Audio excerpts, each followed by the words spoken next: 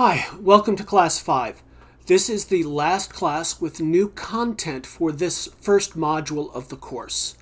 Class 6 is a practice test and review, and Class 7 is the unit test for this unit.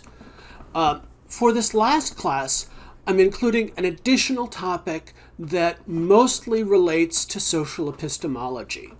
The topic is intellectual empathy.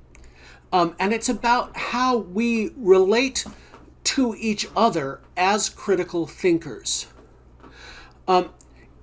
If testimonial injustice is about what blocks the flow of information across social networks, intellectual empathy is what promotes the flow of information. I'm also including this because I've encountered the work of a critical thinking teacher named Maureen Linker. I had you read a couple of chapters for her book for today. Her ideas fit well with the direction I wanted to take the critical thinking course, and it contrasted a lot with the way traditional critical thinking courses dealt with the issue. So I'm going to start by talking about the way intellectual empathy has been talked about in traditional philosophical approaches to critical thinking, and then contrast it with what Linker does, which I take to be a part of social epistemology. In the second half of the class, I'm going to introduce an idea that Linker thinks can be helpful in creating intellectual empathy across social divides, intersectionality. This is also what I had you do your exercise on. Intersectionality is not something that is normally taught in a critical thinking course, but again, I'm doing this because I think it can help us understand what would otherwise simply appear as massive failures of critical thinking in America today. And my go-to example here is vaccine disinformation. We have a lot of problems that come from failures of information flow, and to solve these problems, we need to be looking towards the tools of social epistemology. So I'm going to start by talking about how intellectual empathy has traditionally been conceived of in philosophical approaches to critical thinking. Now, remember that in the traditional approach to critical thinking, everything is broken down into arguments that can be stated in language. So when philosophers talk about discussions, they tend to focus on situations like this. I've got two stick figures here to illustrate the philosophical idea of discussion. So the blue guy says, I want to convince you of something. Here's my argument. And he gives a premise. And the premise is going to be something that they both agree on. That's how you convince someone. You bring them in with a premise that you can both agree on.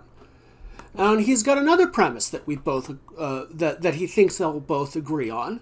And he says, well, if you believe those two premises, you really ought to believe this conclusion, which is a thing that I want you to believe. So he's inviting the audience to go on this motion from these premises to this conclusion. And as I have said before, this motion is inference, right? We just want to move from evidence to conclusion. And what's supposed to happen is that the other guy would say something like this. I don't think your inference works.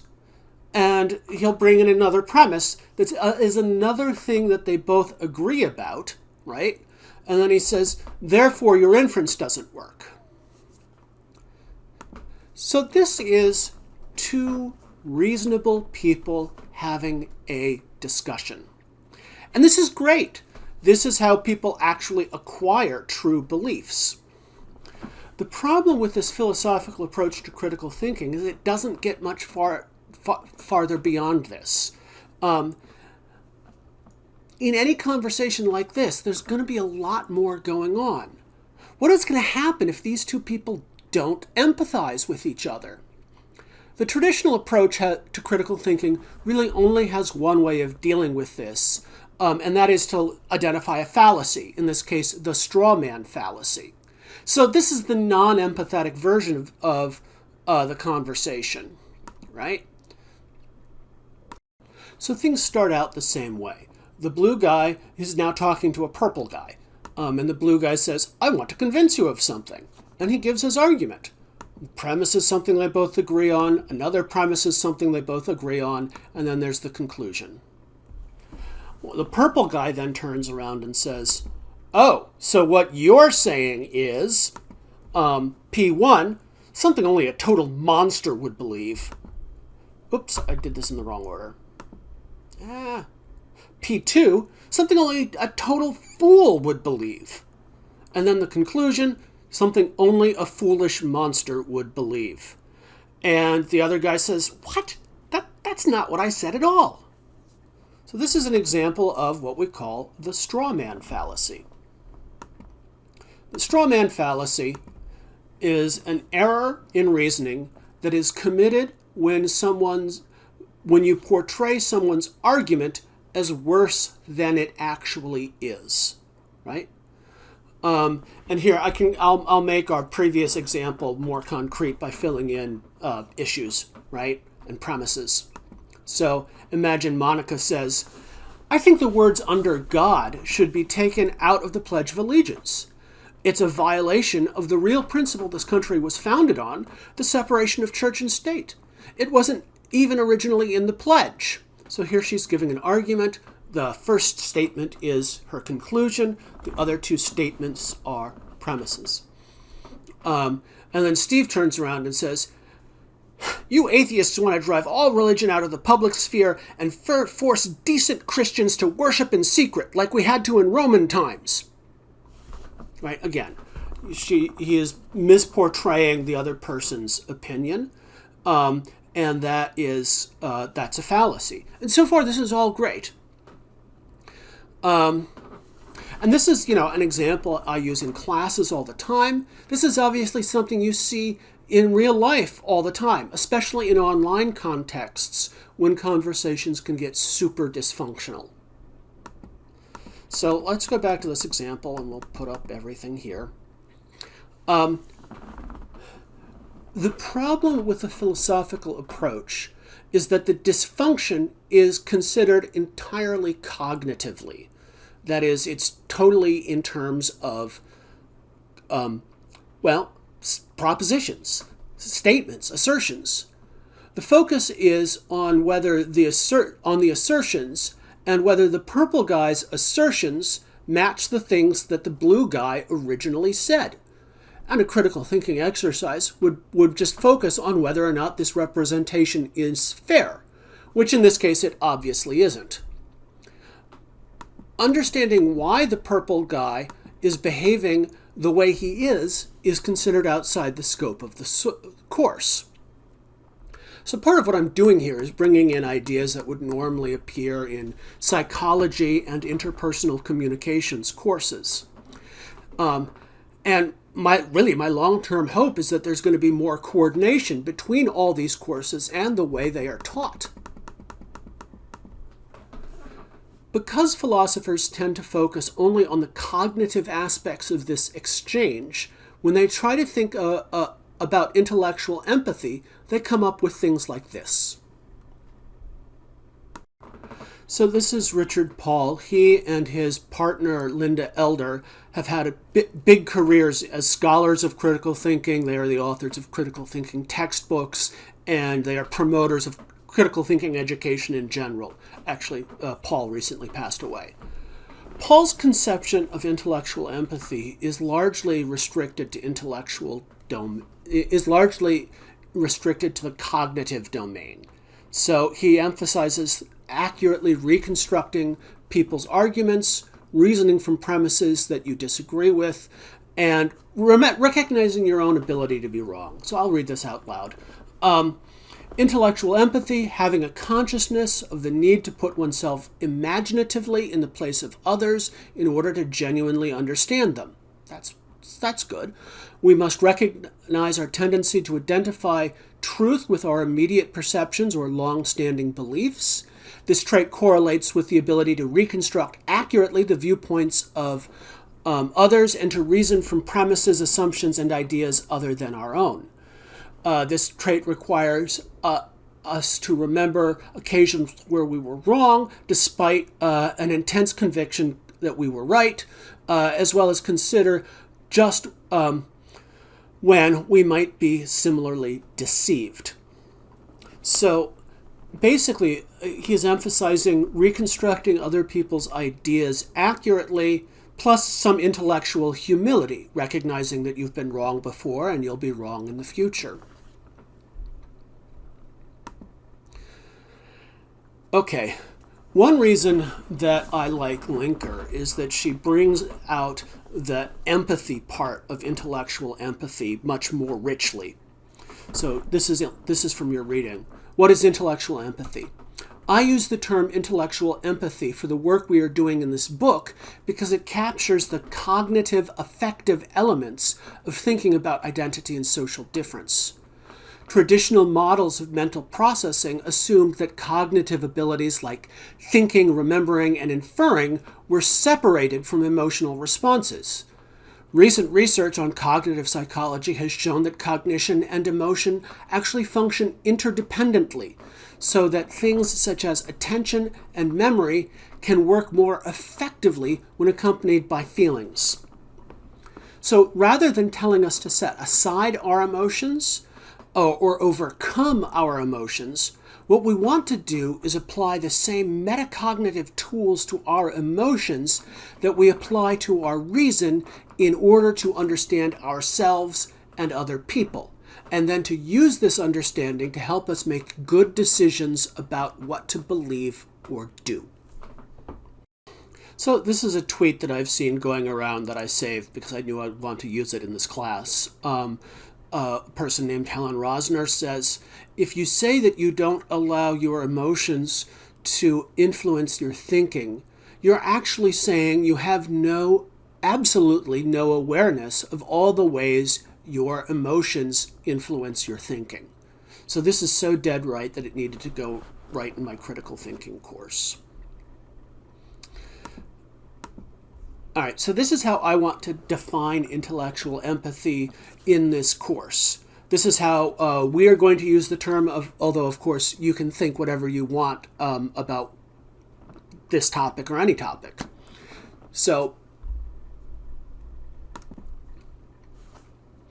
intellectual empathy, we're going to define it as the ability to holistically understand the perspective of the person you are reasoning with. Holistically is doing a lot of work here. It means not just their argument, but all of them. So intellectual empathy requires charitably reconstructing someone's reasons for belief, not committing the straw man fallacy, that is. Also, being able to reason from premises you don't agree with. But even more than that, it also includes understanding how their beliefs are situated in their web of belief. Remember in the class on argument, we talked about the metaphor of a web of belief. Your beliefs form a web. Some beliefs are in the center of the web, which means that they're harder to revise. So when you're talking with someone, you need to be thinking about how what they're saying is related to the things that they believe. Is this a core belief for them, or is it a superficial belief? And you also have to understand their emotional motivations for their belief, right? So essentially what I've done here is I've combined the two elements of intellectual empathy from Richard Paul, charitably reconstructing someone's reasons for their belief and being able to reason and willing to reason from premises you don't agree with, and adding some stuff from Linker, where you understand how people's beliefs are situated, there's a typo there, in their web of belief, and understanding their emotional motivations for their belief. So again, I want to emphasize that the way to deal with emotion in critical thinking is not to be less emotional or to set aside your emotions. Instead, you need to understand your emotion and apply the same metacognitive skills that you apply to your reasoning to your emotion. So the other thing I like about Linker is that she understands that self-knowledge and the ability to empathize with others are mutually reinforcing. You may have noticed that I've been sort of jumping back and forth between understanding your own emotions and understanding other people's emotions. That's because they're really similar processes. So this is what Linker has to say. Empathy, according to cognitive psychologists Gordon Gallup and Stephen Playtech, is a byproduct of self-awareness. So the greater our capacity to know thyself, the greater our empathetic abilities. Empathy is not the same as actually walking in someone else's shoes or feeling another's pain, because we don't actually face the circumstances a person faces when we empathize with him or her. Instead, we have to creatively imagine what it feels like by projecting ourselves into that person's situation. This is why robust self-awareness helps us empathize more effectively. Notice, by the way, that this passage contains an argument, and that phrase, "this is why," is the argument indicator, and the final sentence is the conclusion. It is reiterating the first sentence. So this is a conclusion, first and last argument. That's a tangent. The point is that self-knowledge and understanding other people are mutually reinforcing.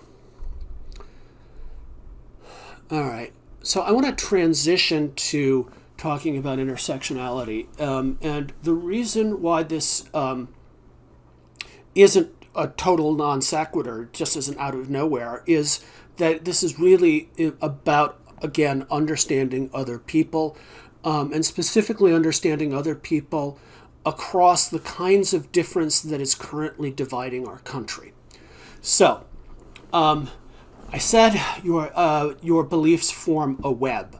This is a metaphor from W.V.O. Quine. You can think of your beliefs as little nodes in the web. They're all connected by inferences. Changing any one part of the web causes reverberations throughout the whole web.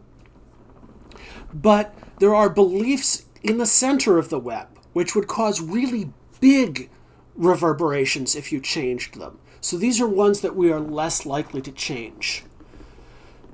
So the thing I want to add here is just that beliefs about ourselves are almost always in the core of our web of belief.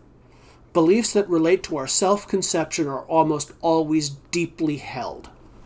And this includes beliefs about the identity groups we belong to, like race and gender.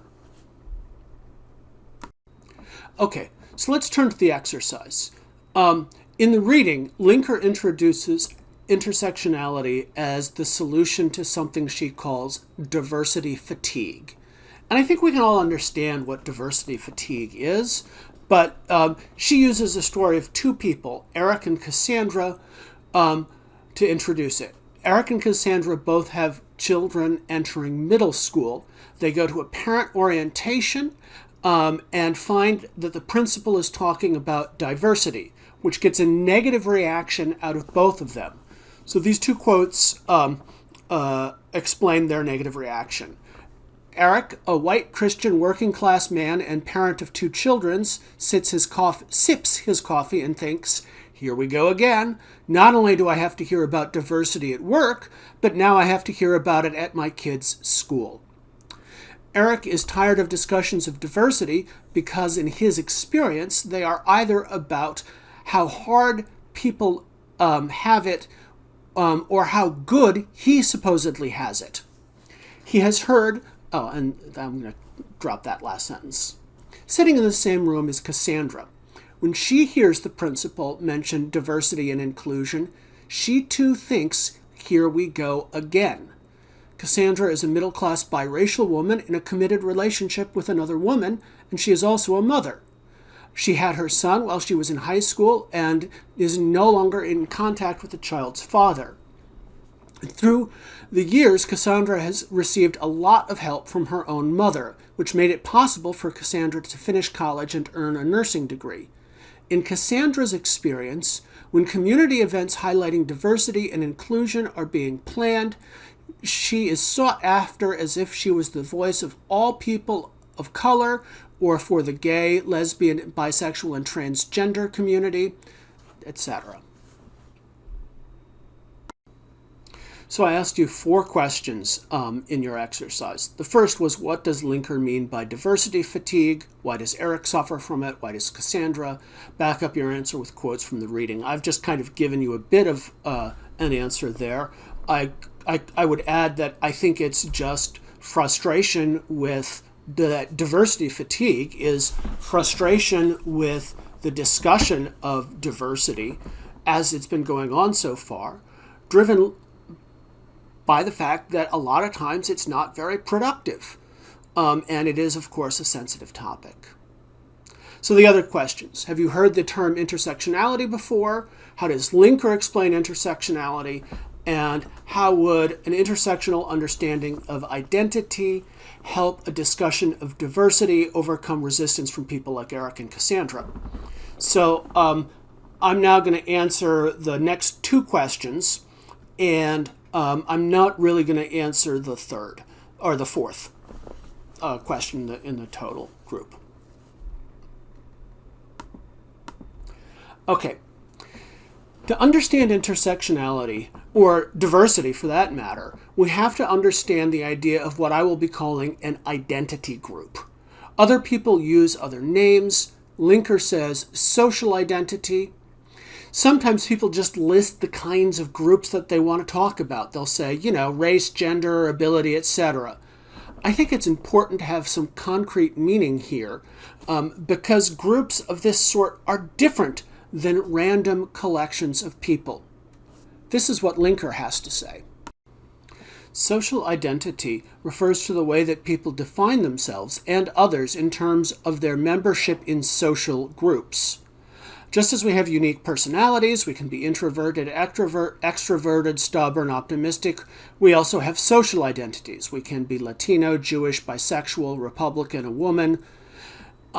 In most cases, people self-identify with their social identity.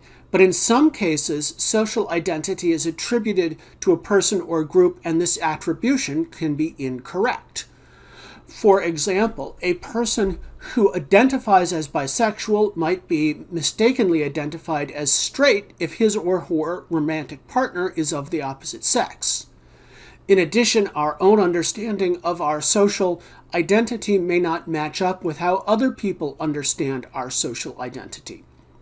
For instance, a person who identifies as Latino might be surprised to find that many non-Latinos assume that being Latino means being involved with gangs and criminals. So our social identity is something we often get to define for ourselves, but it is important to remember that others ascribe identities to us as well, and these might be incorrect, unfamiliar, and painful. So one way that social identities differ from other kinds of groups of people, like if you simply yanked out all the people in America who are over 5 feet tall or left-handed or have names that end with a Y, right? One thing that makes social groups different, social identities, identity groups different than other kinds of arbitrary collections of people is that they're bound up in practices of identifying yourself and identifying other people. We all have ideas about members of these groups, and we have ideas about ourselves as members of these groups.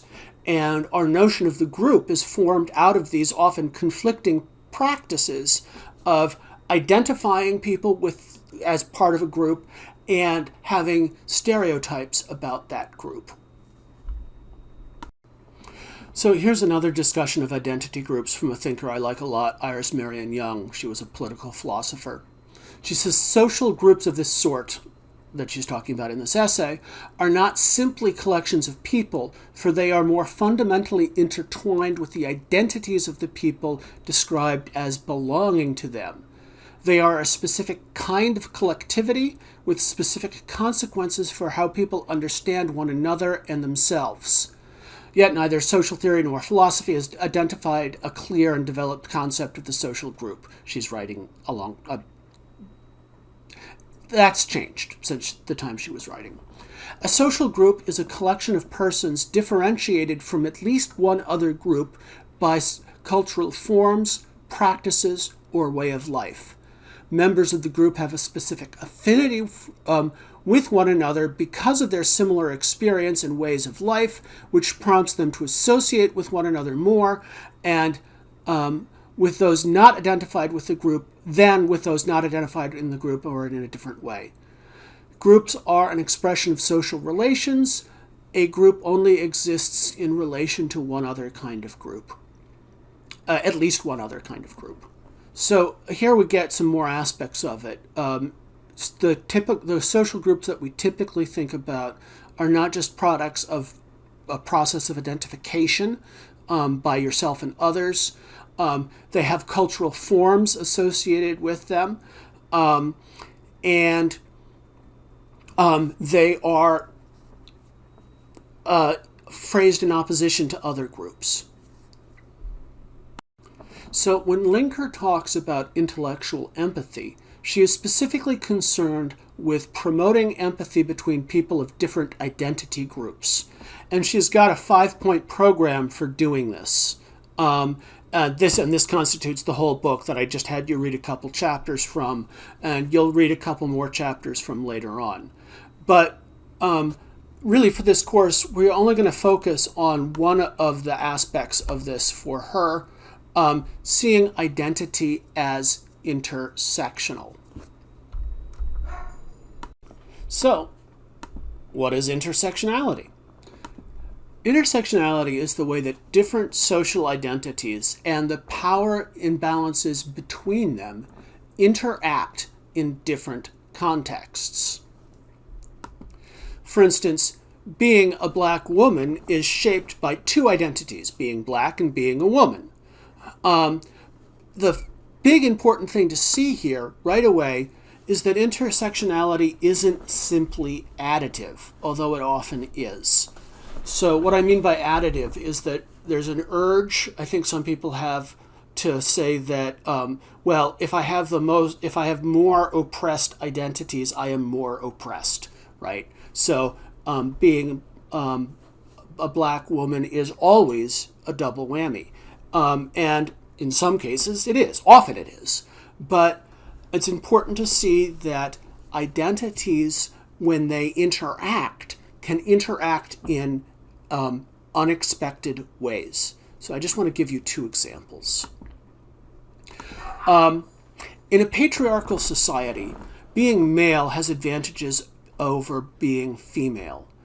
But when you take the intersection of being black and male, and you take the context of interacting with the police, being male goes from an advantage to a disadvantage. I have male privilege. That doesn't always happen for people because the police are biased. I'll say that. In fact, the disadvantage of being male and black in this context can be fatal. All right, here's another example. Ordinarily, being elderly makes you vulnerable. For the longest time, the elderly were the poorest part of the American population. All of that changed with Social Security. Still, being elderly is generally something that makes you vulnerable. But if you combine being elderly with being wealthy, suddenly you're looking at the most powerful people in the world. So, major points about intersectionality. Intersectionality is not simply additive, although it often is. Intersectionality is contextual. An advantage might become a disadvantage in some contexts, and vice versa. It's not just about marginalized identities. Also, whiteness and masculinity have an intersectionality too. So I want to end this discussion by highlighting a quote that Linker gives from Audre Lorde. There can be no hierarchies of oppression. Audre Lorde primarily called herself a poet, but she was also an activist and an essayist who wrote about her activism.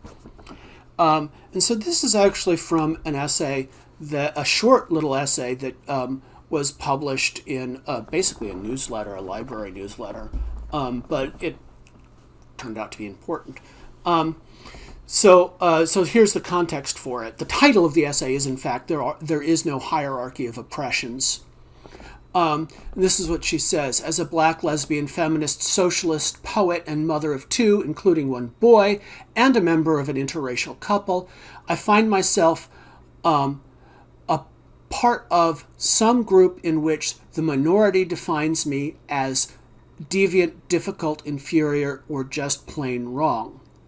From my membership in all these groups, I have learned that oppression and the intolerance of difference comes in all shapes and sizes and colors and sexualities. That among those of us who share the goals of liberation and a workable future for our children, there can be no hierarchies of oppression. Part of the context here is that she is trying to form alliances across different marginalized identities. And I think part of it is that she's pushing back against what sometimes gets called the oppression Olympics. Oh, you think you have it bad? Well, my people were victims of the Holocaust, right? And that's just a toxic way of trying to think about things.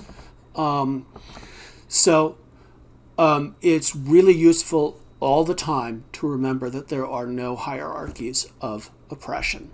Intersectionality, identities intersect in unexpected ways all the time. It can be additive, but it's not always. The recognition, this is Linker again, of this dynamic aspect of social identity is the first skill involved with being an intellectually empathetic thinker. Knowing that social identity is not intersectional and not simply reductive or additive. Actually, and reductive is another point in there that I haven't been emphasizing enough. No one wants to be reduced to just a collection of identity memberships, right? So this is why I defined intellectual empathy at the start as a holistic understanding of the person you're reasoning with, right?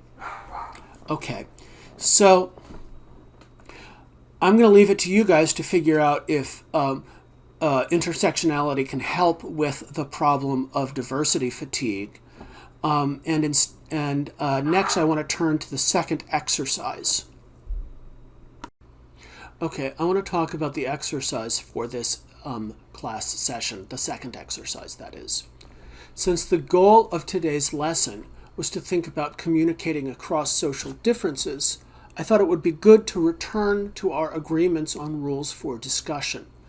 I want to take a deeper dive into some of the suggestions people made in the first exercise and then give you instructions for the new exercise.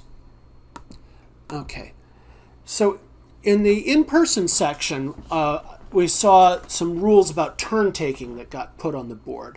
I think this can be expanded to rules that promote having logical structure in your conversation. These include things like turn-taking and staying on topic, but also things like building on what other people have to say, providing examples, and listening to people's reasons. These all promote a more cohesive, logical conversation. I particularly like the rule, summarize to keep discussion focused and effective.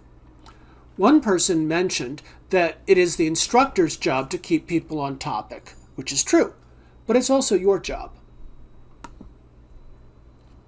There are also rules, again, about avoiding abusive behavior and promoting respectful behavior. But you go deeper in, and there are also suggestions about what to do when things go wrong. Speak up if you don't feel right. Should I see any behavior that I feel is threatening or inappropriate, I will report it to the professor. Again, one person said it was the professor's job to monitor inappropriate behavior, but it's also your job to report it and not to engage in it.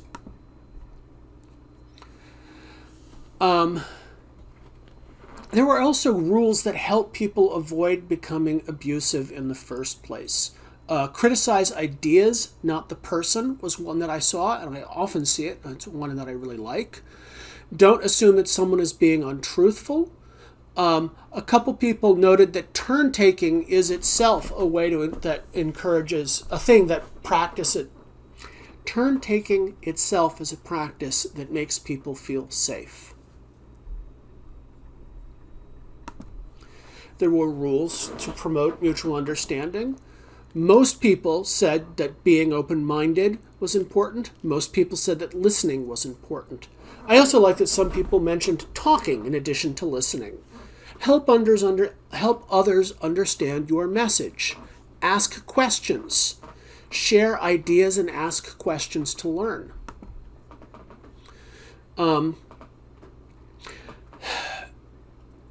People repeated learning a bunch. Some people said do not pass judgment. I'd be interested in drilling down on what people think that is. A lot of people had, so I asked for rules about off-limit topics, and a lot of people went out of their way to say that nothing should be off-limits. A few people added that people shouldn't get offended by what other people say. One person said that you shouldn't offend other people. Some people did say that to avoid some topics. One person suggested if or what if statements were things to be avoided, and I think I know what they're getting at. Sometimes people delve into hypotheticals that lead to people making harsh judgments, and if you can avoid that, because these aren't real, maybe that's a good idea. One person suggested staying out of politics. Unfortunately, that is not an option for this course. We are trying to talk about politics respectfully across differences. As my instructor, I believe you should not mention your own beliefs like politics. That has been my policy for the longest time, but it has changed in recent years, particularly with the pandemic. I will talk about things that I believe are immediately life-threatening. I go to the vaccine example repeatedly, vaccine disinformation. Also, slurs about how trans people are a threat, or anything that encourages violent behavior. A couple people mentioned eye contact, and there was more stuff about sort of nonverbal communication and tone. Use kind language. Don't use colorful language. One person said don't use colorful language, but another person suggested that it was good to be able to laugh in class. Those two might be in a little bit of tension. All right, so some more questions for you. One, look back at your original list. Did you hit all the categories that I just listed? Did you hit all the subcategories? Pick one thing that wasn't on your original list that was in the list that I just gave that you would like to add. Why do you think some people said that other people shouldn't be offended? Can we have rules about both about not being offended and not offending people? And can you think of any rules that you would add specifically to help communication across different identity groups? All right, coming up, Class 6 is the practice test. Class 7 is the actual test. There will be for the in-person class, there's an in-person practice test. Online, there's an online practice test and a review walkthrough of the practice test.